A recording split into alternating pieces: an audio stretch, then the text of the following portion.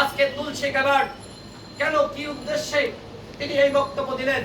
আমরা সরকারকে বলবো, আপনারা মার্কিন অ্যাম্বাসেডর যিনি বাংলাদেশে ভারপ্রাপ্ত হিসেবে রয়েছেন, আপনারা তাকে ডাকেন, তাকে তলব করেন।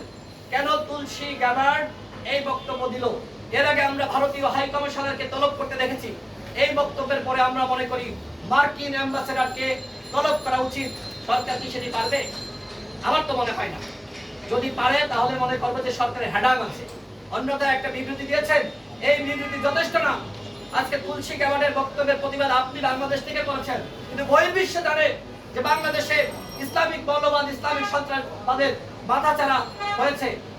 আজকে আন্তর্জাতিক মহলের কাছে নিউজ চলে গেছে বাংলাদেশে আজকে সংখ্যালঘু নির্যাতন হচ্ছে। এগুলো কি সত্য? এগুলো সত্য না। সুতরাং যখন আপনারা মার্কিন অ্যাম্বাসেডরকে তলব করবেন, তখন আন্তর্জাতিক বিশ্বের কাছে সংবাদ পৌঁছে যাবে যে এই তুলসী গ্যাবার্ড যে বক্তব্য দিয়েছে সেটি ভিত্তিহীন। বাংলাদেশ সরকার তার তীব্র বিরোধিতা করেছে। আমি সর্বশেষ বলবো, দেখেন আপনারা দেখেছেন যে ভয়েস অফ আমেরিকা বাংলার এক জরিপে দেখা গেছে বাংলাদেশের অধিকাংশ মানুষ মনে করছেন অন্তর্বর্তীকালীন সরকার দেশের ধর্মীয় ও জাতিগত সংখ্যালঘু গোষ্ঠীকে বিগত আওয়ামী লীগ সরকারের চেয়ে বেশি নিরাপত্তা দিতে পেরেছেন।